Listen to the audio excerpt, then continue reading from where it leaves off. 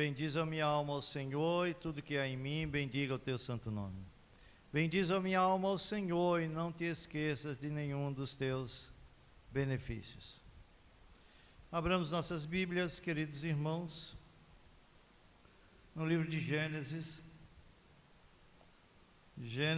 capítulo 21.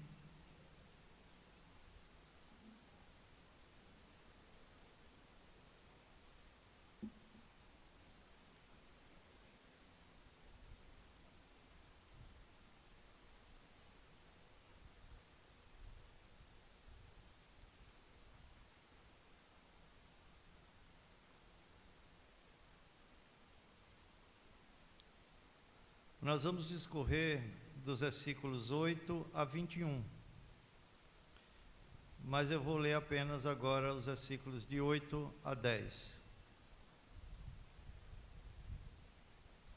E o título, vocês já sabem: Problemas na família de Abraão, parte 2. Parte 2. Os versículos de 8 a 10, diz assim: Isaque cresceu e foi desmamado. Nesse dia em que o menino foi desmamado, deu a Abraão um grande banquete. Vendo Sara que o filho de Agar, a egípcia, o qual ela dera à luz a Abraão, caçoava de Isaque, disse a Abraão: rejeita essa escrava e seu filho, porque o filho dessa escrava não será herdeiro com Isaque, meu filho. Mantenha o texto aberto, por favor. Eu quero orar mais uma vez. Deus bendito, estou em tuas mãos. Tu, melhor do que ninguém, conhece todas as minhas fragilidades, todas as minhas fraquezas.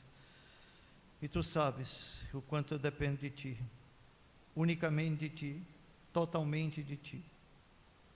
Dê-me graça, Senhor, nessa exposição. Renova minhas forças físicas e espirituais. Dê-me a sabedoria do alto, para poder falar com clareza, com simplicidade, mas também dê-me a fidelidade, Senhor, acompanhada da unção do Teu Espírito, para que eu fale aquilo que realmente Tu desejas, para que eu fale aquilo que está revelado na Tua palavra, nem desviando-se para a direita ou para a esquerda, mas andando em reto caminho.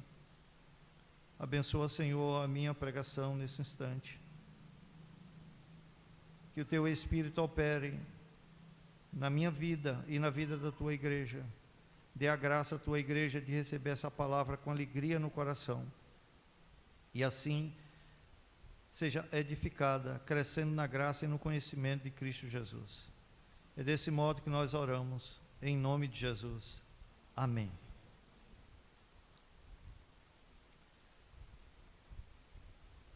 Irmãos, o livro de Eclesiastes, no capítulo 3, versículo 4, diz que há tempo de chorar e há tempo de rir.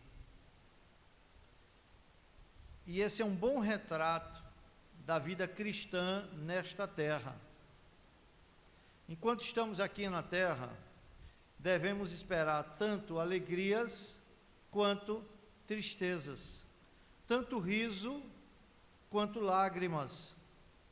Afinal de contas, como alguém disse, não há montes sem vales. Isso é verdade, meus irmãos, especialmente na vida familiar. Pois as mesmas pessoas que nos dão alegria também podem nos causar tristezas.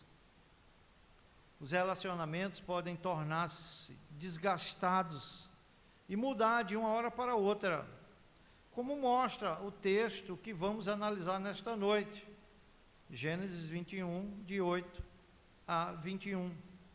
A chegada de Isaque ao lar de Abraão e Sara trouxe-lhes tanto tristezas como alegrias.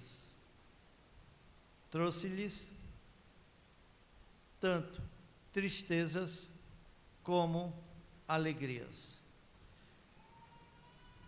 Eu já dei um pouquinho do contexto dessa história E eu quero aprofundar aqui rapidamente, dando mais visão, mais clareza do pano de fundo. Deus havia prometido a Abraão que lhe daria um filho. Isso nós vimos na leitura devocional de Gênesis 15, hoje de manhã. A promessa aconteceu quando Abraão tinha 75 anos. E sua mulher Sara, 65 anos. 10 anos se passaram da promessa e nada do filho chegar. A mulher de Abraão, Sara, então propõe ao seu marido que ele engravidasse sua serva chamada Agar. Vimos isso em Gênesis 16, versículo 2. Por falta de fé e por falta de paciência, Abraão segue o conselho de sua esposa e engravidou Agar. Ao nascer o filho de Abraão e Agar, Ismael,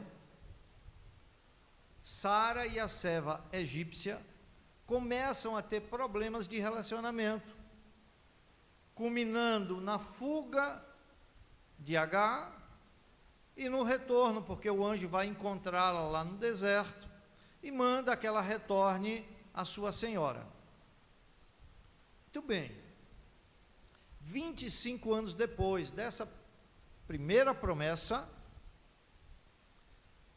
vejam o que acontece. Gênesis 21, de 1 a 3. Visitou o Senhor a Sara, como lhe dissera, e o Senhor cumpriu o que lhe havia prometido. Sara concebeu e deu à luz a um filho a Abraão na sua velhice, no tempo determinado que Deus lhe falara. Versículo 3. Ao filho que lhe nasceu, que Sara lhe dera à luz, pôs Abraão o nome de Isaque. Muito bem, meus irmãos. Agora vejam o desenrolar dos acontecimentos a partir do versículo 8. Versículo 8. Sara engravidou, o menino nasceu. Agora veja o que acontece no versículo 8. Isaque cresceu e foi desmamado. Nesse tempo, Isaque devia ter 3 anos de idade e Ismael 17 anos. Certo? Nesse dia em que o menino foi desmamado, deu a Abraão um grande banquete. Um grande banquete no dia em que o menino foi desmamado. Por que ele fez isso? Porque Abraão quer agradecer a Deus por sua misericórdia em preservar Isaque durante o tempo da amamentação. Naquela época, muitas crianças morriam nos primeiros meses de vida. Então, Abraão reconhece que se ele chegou a esse estágio de ser desmamado, foi a graça de Deus que o sustentou durante esse período, e agora está dando um grande banquete para agradecer a Deus. No meio do grande banquete que Abraão estava dando, surgiu uma coisa que estragou a festa. Vejam o versículo 9. Vendo Sara que o filho de Agar, Ismael, a egípcia, o qual ela dera à luz a Abraão, caçoava de Isaque. Caçoava de Isaque. Que cena, meus irmãos, em plena festa, quando está todo mundo se alegrando, Sara surpreende Ismael zombando do seu filho Isaque e daquilo que ele representava no plano redentor de Deus. A zombaria não é apenas a pessoa de Isaque, mas também aquilo que Isaque representava no plano redentor de Deus. Seu desprezo contra Isaque imita o desprezo de sua mãe contra Sara. Então entenda, A razão do seu desprezo, do desprezo de Ismael para com Isaque, é que, sendo filho único de Abraão, Ismael era herdeiro de tudo que o pai possuía e da posição de liderança no clã. Então ele está vivendo ali, bem tranquilo. 1 ano, 2, 3, 4, 5, 6, 7, 8, 9, até o 14º ano da idade dele, não corria risco nenhum. Ele é o herdeiro legítimo ali, se Abraão morrer. Com o nascimento de Isaque, ele vê essa posição ameaçada. Por isso, ele está ressentido e zomba agora de uma alegria que ele não pode participar.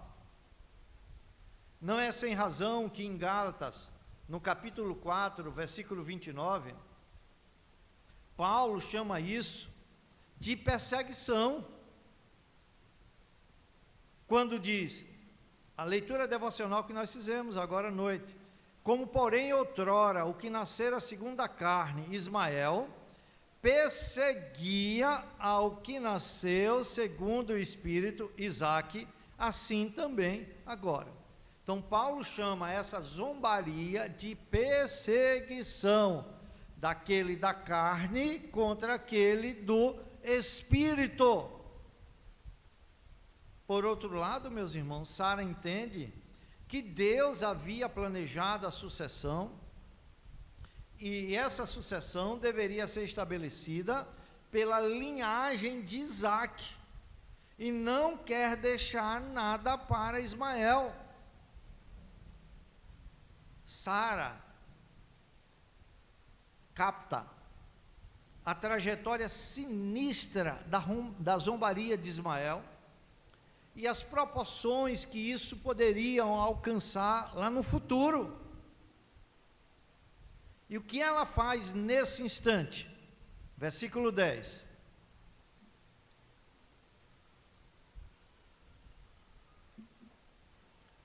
Ela se dirige a Abraão e diz assim: disse a Abraão, rejeita essa escrava e seu filho. A ideia original aqui é, elimine essa mulher.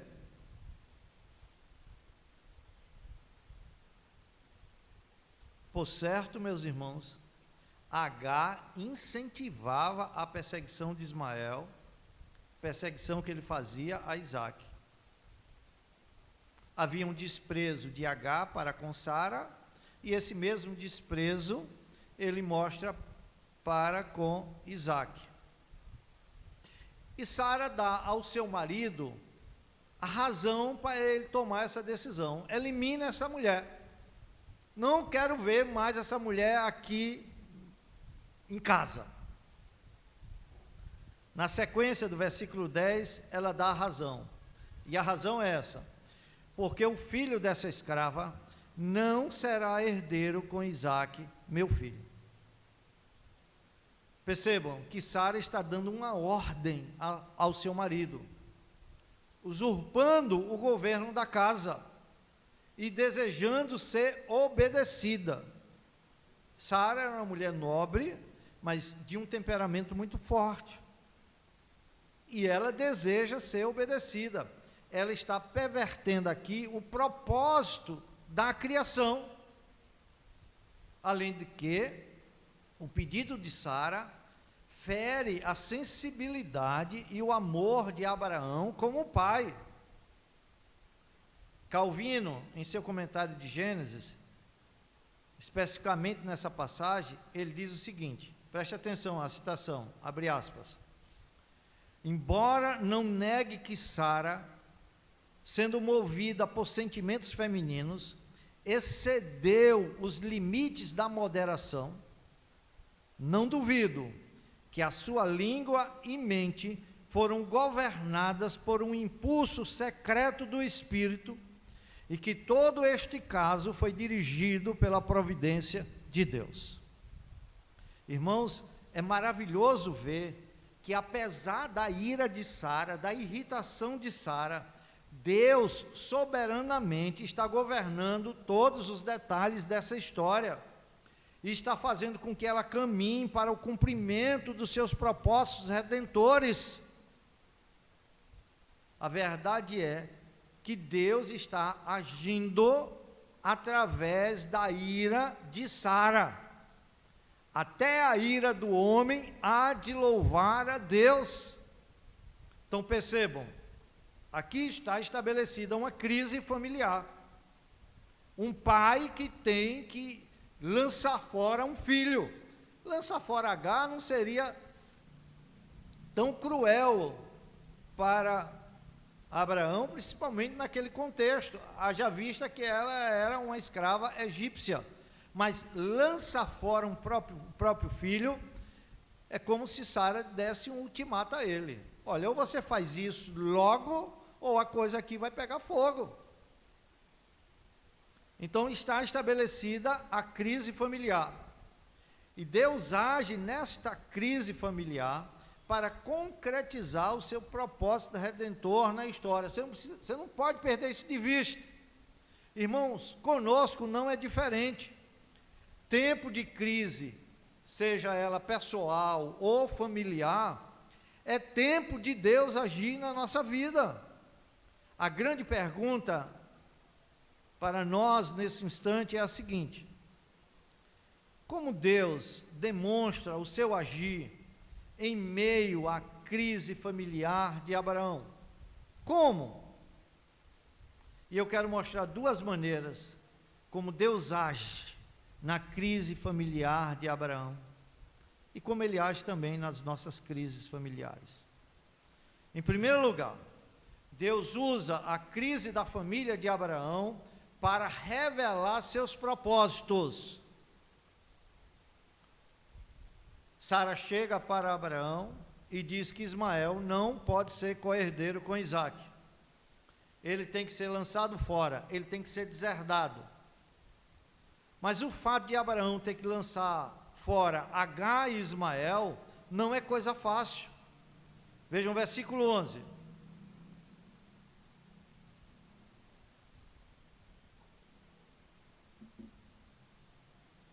Pareceu isso muito penoso aos olhos de Abraão, por causa de seu filho. Não é por causa de Agar, por causa de seu filho. Ele amava muito Ismael. E a palavra traduzida aqui por penoso significa sacudido violentamente. Irmão, imagina uma coisa. A festa está rolando ali, tranquilo. Ele vê Sara vindo em direção a ele, determinada, em meio à festa. E Sara, irritada, diz: olha, lança fora essa escrava e seu filho. E o texto diz que ele foi sacudido violentamente. Abraão foi movido profundamente no seu interior. Foi demasiadamente doloroso para Abraão, um homem crente, ter que expulsar um filho, expulsar o primogênito da sua casa. E ele está movido por um sentimento paternal. Muito antes até mesmo de Isaque nascer, Abraão aprendera a amar Ismael. E esse amor não havia diminuído quando Isaque nasceu. Abraão sentia que era uma injustiça contra Agar e Ismael lançá-los fora. E por isso estava triste, muito triste. Acabou a festa ali para Abraão. E relutante em fazer isso.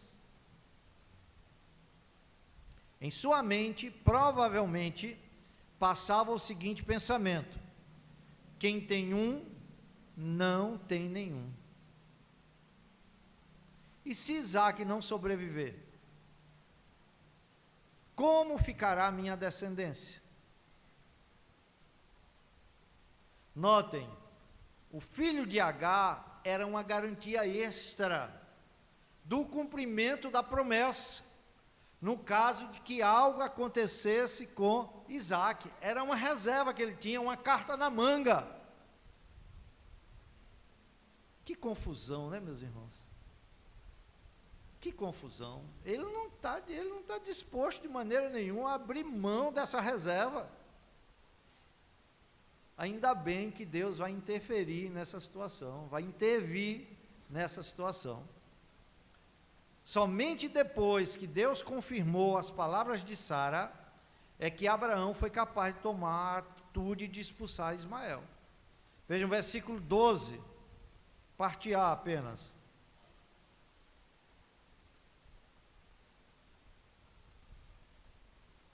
Diz assim: disse, porém, Deus a Abraão: não te pareça isso mal por causa do moço, porque ele estava achando que, por conta do moço, isso aqui era muito mal, era uma perversão muito grande, era uma maldade muito grande, um pai fazer isso com o filho. Não te pareça isso mal por causa do moço e por causa da tua serva. Em outras palavras, Abraão, abandone toda a sua autoconfiança, eu cuidarei deles. Olha o que Deus diz agora no finalzinho do versículo 12, parte A ainda, né? Finalzinho da parte A. Atende a Sara em tudo o que ela te disser, isto é, em relação a essa questão, estritamente a essa questão, né? Isso mostra, meus irmãos, que Deus influenciou e direcionou as palavras de Sara. Sara falou sob o espírito da profecia, de acordo com a vontade de Deus. Gálatas 4:30 diz assim, ó: contudo, que diz a Escritura? Lança fora a escrava e seu filho, porque de modo algum o filho da escrava será herdeiro com o filho da livre. Ó, Paulo aqui está chamando as palavras de Sara de Escritura. Com tudo o que diz a Escritura, palavra inspirada, ela falou sob o espírito da profecia, movida pelo Espírito Santo para agir de acordo com a vontade de Deus. Foi Deus quem colocou essas palavras nos lábios de Sara. Ainda que, veja bem, meus irmãos, Deus não anula a nossa personalidade, nem trabalha sem os meios, Ele trabalha com os meios. Ainda que Sara não tenha pronunciado aquelas palavras pelos melhores e mais elevados motivos.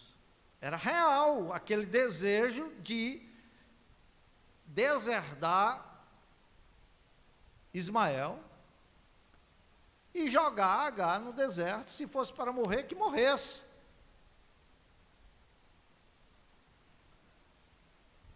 Mas Deus é condescendente com as nossas fraquezas.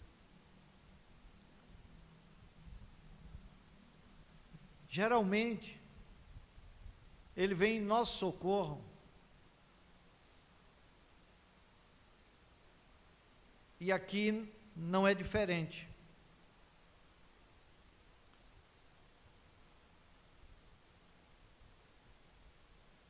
Deus revela duas coisas para Abraão, e ambas confortaram e explicaram a necessidade desta separação. Quando eu usei a palavra geralmente, eu quero dizer o seguinte: nós vimos no capítulo 12, que Deus, quando chamou Abraão para sair da sua terra, da sua parentela, da casa do seu pai, em seguida Deus fez 7 promessas maravilhosas, né? Reforçando essa obediência de Abraão. Aqui, de novo, ele vai dar explicações, porque Abraão deve obedecer, e vai fazer uma promessa. Mas nem sempre é assim, porque mais adiante, e eu não vou falar dessa prova, que a gente não vai mais ter tempo de falar sobre Abraão. Em Gênesis 22, ele vai pedir Isaque como um sacrifício, e nesse instante, ele não faz promessa nenhuma, ele não dá explicação nenhuma, ele diz apenas: quero teu filho, teu único filho, aquele a quem tu amas muito. Vai e sacrifica-o no monte que eu te mostrarei, e nada mais. Deus não dá mais uma palavra. São estágios da fé que vai progredindo. Olha, aqui você ainda está na adolescência, você precisa de orientação. Aqui uma fase jovem, você ainda precisa de orientação, mas aqui, olha, você já está no caminho de uma fase adulta da fé, e agora não tem explicações, não tem promessas, você tem que apenas obedecer. Então, como eu disse, a fé de Abraão é uma fé tremenda, mas ela vai progredindo, né? Então, vejam a primeira revelação que Deus faz a Abraão, para que ele obedeça aquilo que Sara está dizendo que ele deve fazer. Versículo 12, na parte B, Deus dá a explicação: porque por Isaque será chamada a tua descendência. Deus diz a Abraão que a semente prometida deve surgir de Isaque. Isso ainda era muito confuso na mente de Abraão. Apenas Isaque foi escolhido por Deus como instrumento para que a nação judaica e finalmente o Salvador viessem ao mundo. Então notem, Deus não queria os dois juntos, Ismael e Isaque. O propósito de Deus era que Ismael não herdasse com Isaque. Por quê? Porque Ismael foi o jeitinho humano, da sabedoria humana. Os filhos da carne não podem herdar com os filhos que nascem do Espírito. O filho da promessa não pode herdar com o filho da carne. A semente do pacto de Abraão deve ser um povo por si mesmo, não mesclado com os que estão fora do pacto. Abraão, nesse momento, não está ciente ou não está disposto a considerar essa verdade. Portanto, Deus diz para Abraão: fora com Ismael, lance-o para muito longe, para que ele não corrompa os modos de Isaque, nem tente invalidar ou nem tente invadir os seus direitos, porque era isso que ele ia fazer se ali ficasse. Irmãos, essa é uma grande lição para nós. Hoje ainda é assim. Ismael e Isaque não poderiam ter vivido juntos. Ou, melhor dizendo, poderiam ter vivido juntos, mas isso implicaria em intermináveis conflitos. A natureza de Ismael poderia ter sido transformada de um modo a torná-lo mais tratável, um jumento mais manso, mas para isso seria necessário um milagre. Que é nascido da carne é carne, e sempre será carne. Então, não importa quanto se esforce, a velha natureza não é capaz de produzir o fruto do Espírito. A única solução era expulsar Ismael e sua mãe do acampamento, e tornar Isaque o único herdeiro. Então percebam, aquilo que começou com uma querela entre irmãos, dá lugar ao agir irado de Sara, e termina na expulsão de Agar e Ismael. Agora, meus irmãos, é maravilhoso ver como Deus usa essas causas secundárias para executar o seu plano. Do mesmo modo, Deus usa as crises da nossa vida, da nossa família, para executar o seu plano em nossa própria vida, na vida da nossa família. E nesse momento precisamos clamar por graça, para entender o que Deus quer que façamos, como Ele quer nos usar em sua obra. Precisamos da graça para entender que Deus é infinitamente maior e mais sábio do que nós, e que Ele está usando a nossa crise para cumprir o seu propósito. Aquela crise que bateu na porta da nossa família não é uma crise sem razão de ser. Tem uma mão invisível agindo por trás de tudo isso. E o que Deus quer com essa crise na nossa família? Ele quer desenvolver a nossa paciência em relação à sua vontade. Ele quer nos tornar mais humildes e dependentes dEle. Ele quer nos tornar mais desejosos de sua pessoa, das relações, das realidades celestiais, mais do que qualquer outra coisa deste mundo.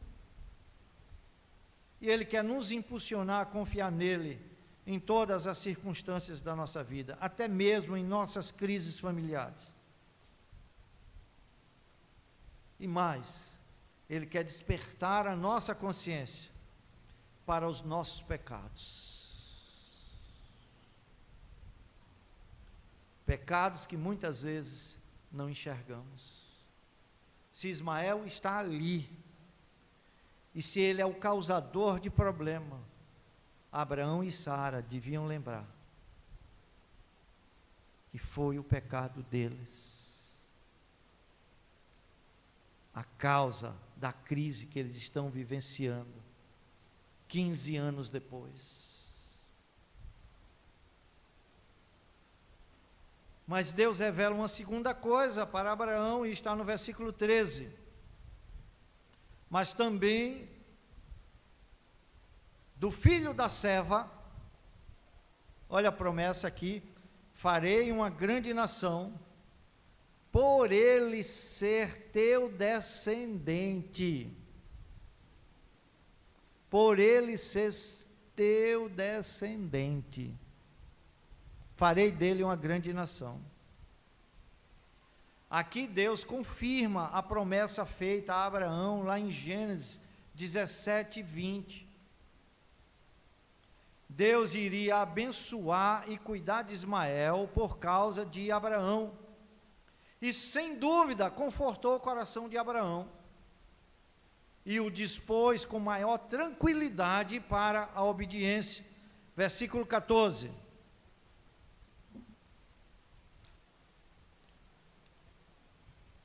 Levantou-se, pois, Abraão de madrugada. Para aí. Levantou-se, pois, Abraão de madrugada. Provavelmente o mandamento lhe foi dado nas visões da noite. E bem cedo, na manhã seguinte, ele se dispôs a executá-lo, com toda a prontidão, sem hesitação, sem demora. Abraão está debaixo de um verdadeiro teste de fé e piedade.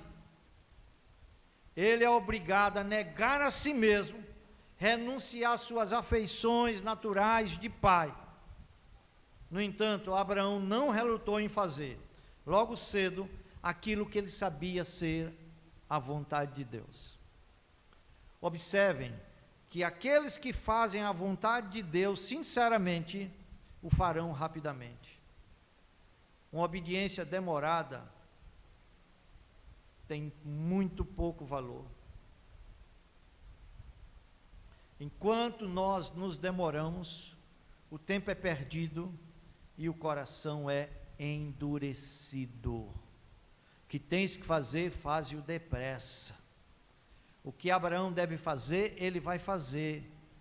Para fazer a vontade de Deus, ele está disposto a não considerar o cuidado com Ismael, ainda que isso rasgue as suas próprias entranhas. Abraão não sabe, mas Deus está ali preparando uma prova muito mais difícil. Gênesis 22, o sacrifício de Isaac. Agora, eu pergunto, se Abraão fracassasse nessa prova de Ismael, como teria adiante disposição para sacrificar Isaac, o filho amado? Deus vai treiná-lo para uma prova maior. Meus irmãos, as provas que nós passamos são treinamentos de Deus para provas maiores. Vocês percebem como Deus está treinando Abraão?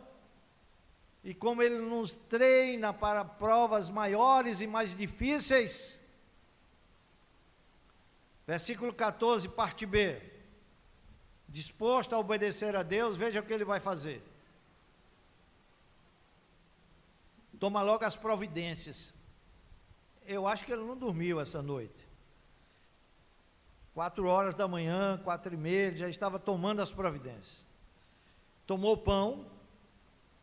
Entenda por pão aqui, provisões suficientes para Agar e Ismael, até que chegassem ao destino orientado por Abraão. Abraão vai dispensá-los, mas Abraão vai traçar uma rota. Entendeu?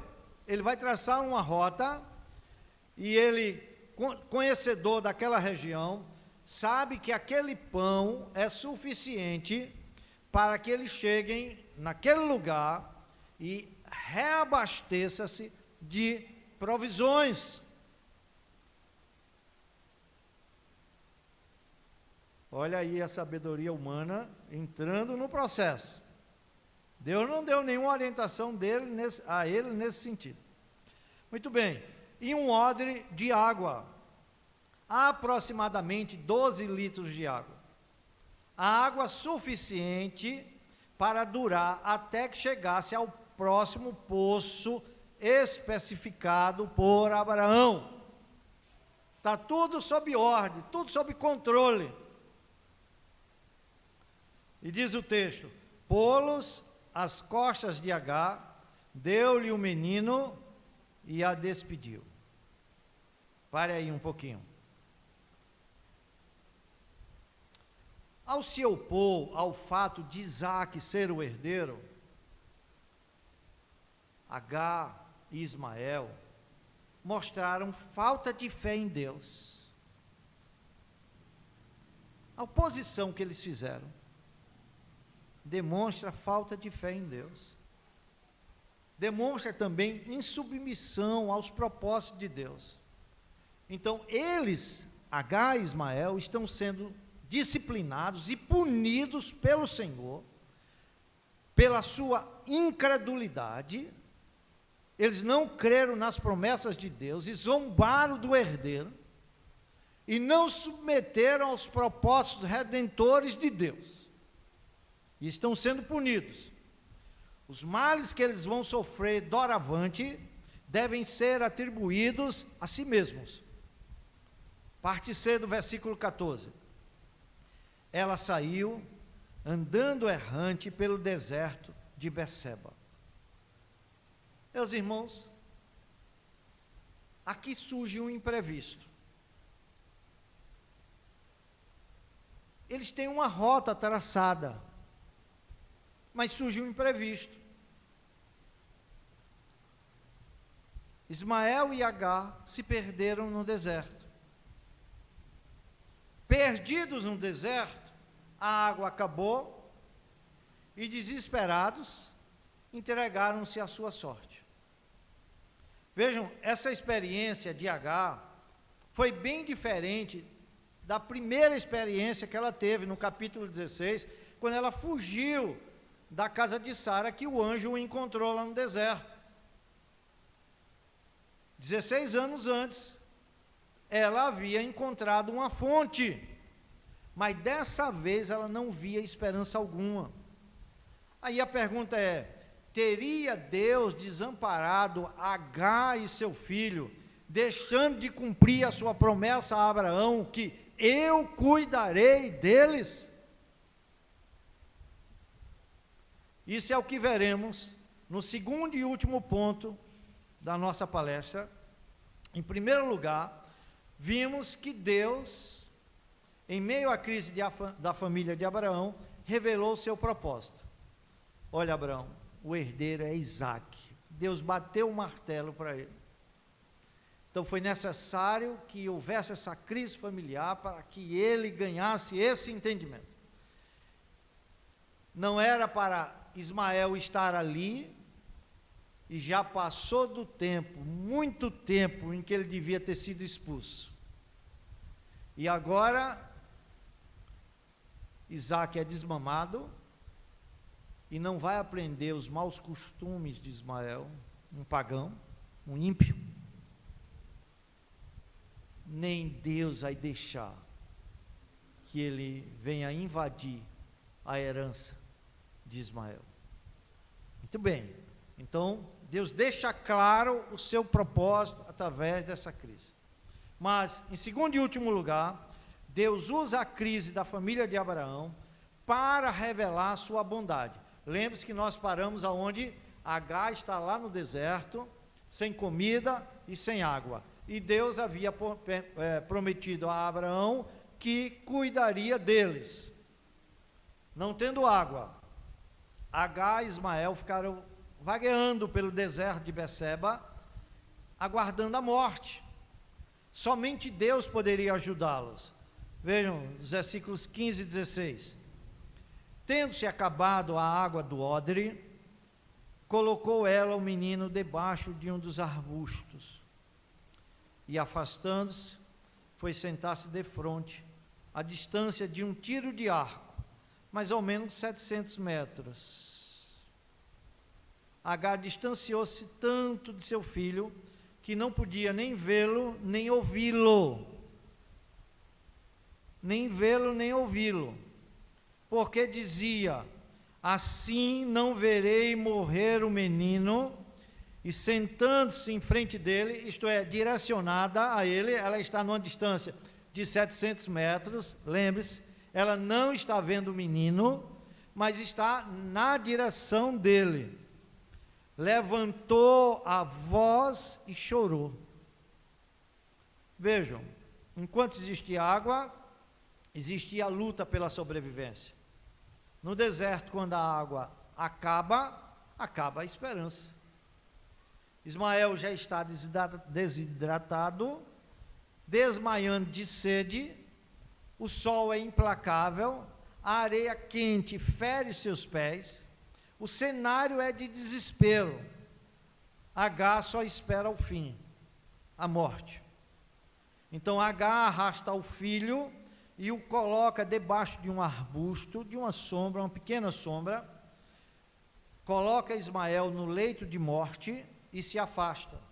Ela não suportava ouvir seus gemidos de morte, nem vê-lo nas agonias do último suspiro. E pela primeira vez, Agar fala. É a primeira vez que vamos ouvir a voz de Agar. E ela diz: assim não verei morrer o menino. Ela verbaliza toda a sua desesperança. Ela chora, mostrando toda a sua fragilidade em meio à crise. Agar perdeu tudo. Ela perdeu o lar, perdeu o abrigo, perdeu o nome, perdeu o direito, perdeu a liberdade, perdeu o pão, perdeu a água, perdeu o teto. E agora está prestes a perder o filho.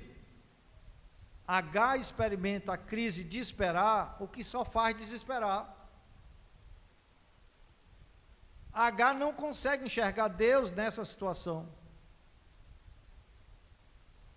Agar chora, mas não ora.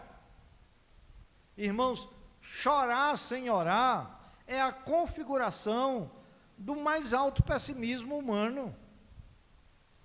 É certo que naquela situação, Agar nada podia fazer com seus próprios recursos para aliviar a situação. Mas Deus vem ao encontro de Agar e mostra-lhe sua bondade. Deus revela sua bondade. Cada crise da nossa vida e que Deus vem ao encontro, Ele vem revelando os seus atributos a nós, para que o conheçamos com maior profundidade e o admiremos cada vez mais. Notem que, apesar de Isaac ser o filho da promessa, Deus, por causa da sua fidelidade pactual com Abraão, não deixa de abençoá-lo. E Deus vai abençoar Agar e Ismael com bênçãos temporais. Isso é demonstração da graça e bondade de Deus. Versículo 17, parte A. Deus, porém, ouviu a voz do menino. Aí você pega muitos comentaristas que dizem, Agar não orou, mas o menino orou. Orou porque ele aprendeu com seu pai, Abraão, a orar. Não, meus irmãos, Deus ouviu a voz do choro. E é isso que precisamos entender. Para Deus, os olhos imploram tão eficazmente quanto os lábios. Principalmente quando os lábios são incapazes de pronunciar uma palavra. Ele não está orando, ele está chorando em direção a Deus. Ele não consegue orar falando, pronunciando palavras, mas Deus ouviu a voz do choro. Volte para o versículo 17, veja a parte B. E o anjo de Deus chamou do céu a Agar e lhe disse, que tens, Agar? Ela tem que dizer nada. O que tens? O que é que você tem? Nada. Nada, não posso fazer nada por mim mesmo. E ele diz, não temas, porque Deus ouviu a voz do menino daí onde está. Olha, ainda que Agar estivesse naquele deserto, sozinha, sem água, com seu filho morrendo, ainda assim o anjo do Senhor diz, não temas. Como não temer, meus irmãos, numa circunstância dessa? Só confiando no Senhor. Só confiando no Senhor. Não temas. E eu desejo que essa palavra cale fundo ao teu coração nesse instante. Você também que está vivenciando crises familiares.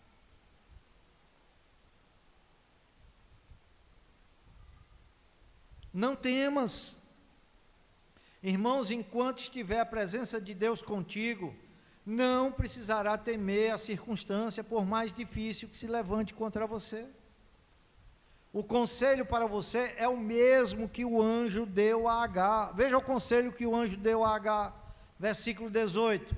Ele diz assim, ergue-te, ergue-te, levanta, sai desse estado de prostração, ergue-te, levanta o rapaz, segura-o pela mão, porque eu farei dele um grande povo. Então, o conselho para você é esse, ergue-te. É preciso reagir diante do caos. Saia da posição de pessimismo e derrota. Deus sabe que a pior coisa que se pode fazer numa situação dessas é ficar sentado num canto choramingando e lambendo a ferida, ou até mesmo se condenando com sentimentos de culpa. Levanta o rapaz, farei dele um grande povo, uma grande nação.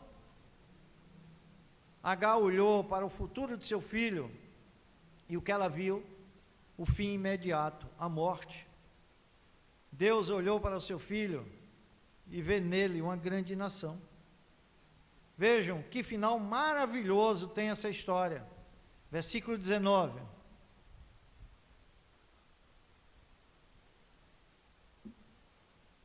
Abrindo-lhe Deus os olhos, ela viu um poço de água. O poço está ali, meus irmãos. A providência de Deus não deixou que ela visse o poço antes. Deus permitiu que suas lágrimas embotassem os seus olhos. E diz o texto na sequência, e indo a ele, encheu de água o odre e deu de beber ao rapaz. Irmãos, quantas vezes, durante as provações da vida, somos incapazes de ver as provisões divinas preparadas para nós, e nos esquecemos das promessas que Deus nos fez, e aí ativamos o nosso botão, o modo de sobrevivência. estendemos as mãos buscando e pedindo aquilo que julgamos necessário, em lugar de pedir que Deus abra os nossos olhos para vermos o que já temos. Versículo 20. Deus estava com o rapaz, que cresceu de acordo com a bondade providencial de Deus. Deus cuidou dele, de acordo com a sua graça comum. Habitou no deserto, se tornou flecheiro, habilidoso no uso do arco e da flecha. Habitou no deserto de Parã. Esse é o deserto no qual os israelitas vagaram por 38 anos. E sua mãe o casou com uma mulher da terra do Egito. Deus cumpriu sua promessa a Agar, de que de seu filho faria um grande povo. O deserto de Parã, onde ele morou, abrange toda a península do Sinai, território muito maior do que a Palestina, e toda esta terra ainda hoje está em poder dos seus descendentes, árabes e turcos. Muito bem. 72 anos depois desse acontecimento, encontramos Ismael, já velho, no funeral do seu pai Abraão, juntamente com Isaac. Vejam que linda cena, meus irmãos. Gênesis 25. Gênesis 25. Versículos 5, 8 e 9. O 9 é apenas a parte A. 25, versículo 5 diz assim: Abraão deu tudo o que possuía a Isaac. Ismael não ficou com nada. Versículo 8: expirou Abraão, morreu em ditosa velhice, avançado em anos, 175 anos, e foi reunido com o seu povo. Reunido, aqui quando diz reunido ao seu povo, reunido à comunhão viva dos santos aperfeiçoados. Versículo 9, olha a cena agora. Sepultaram-no Isaac. Isaac, nesse instante, tem 75 anos, e Ismael tem 89 anos. Sepultaram-no Isaac e Ismael, seus filhos. Que cena, meus irmãos, depois de todos esses episódios, na morte, enterro de Abraão, temos ali Isaac e Ismael. Irmãos, Deus, em sua graça comum, e por amor ao seu servo Abraão, trabalhou no coração de Ismael, pacificando-o com Isaac. Mesmo antes de Abraão morrer, Abraão teve a alegria de ver os seus filhos pacificados. E fez isso por amor a Abraão. Porque não tem coisa que venha doer mais o coração de um pai, de uma mãe, do que ver seus filhos separados, em desarmonia, em brigas. E Deus deu essa alegria em vida ao velho Abraão. E a prova disso está aqui, no funeral. Isaac e Abraão estão juntos. Eu queria que você aplicasse isso para a sua vida. E quero usar isso como conclusão da minha palestra nessa noite. Quando você for rejeitado e desprezado, como Ismael foi, peça para Deus guardar seu coração. Peça para Deus guardar seu coração. Nunca esqueça que Ele, soberanamente, está permitindo que você seja rejeitado e desprezado, na sua própria casa, na sua própria família, entre os seus parentes. Se isso acontece, acontece porque Deus soberanamente permite isso. Quem sabe um dia você saberá qual é o propósito dele em permitir tudo isso na sua vida. Enquanto isso, console-se com o fato que a sua bondade e seu cuidado lhe sustentará nas crises e desertos dessa vida. Deus o fará repousar seguro em meio à crise. E ele te diz, como o anjo disse a Agar: não temas, não temas, não tente dar o seu jeitinho. Eu sei que vem na sua mente, muitas vezes, o seu próprio jeitinho, de largar tudo, de abandonar tudo, de fazer as coisas de acordo com a sua própria vontade, com seus próprios pensamentos, com a sua própria sabedoria.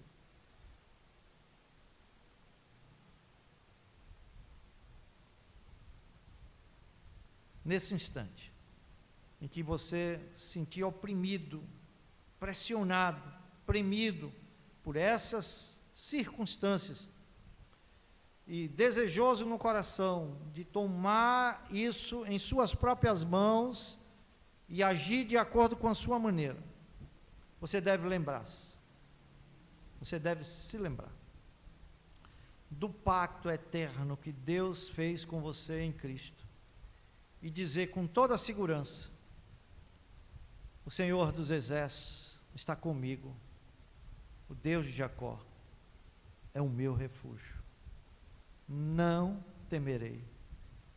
Que Deus nos abençoe. Amém. Amém.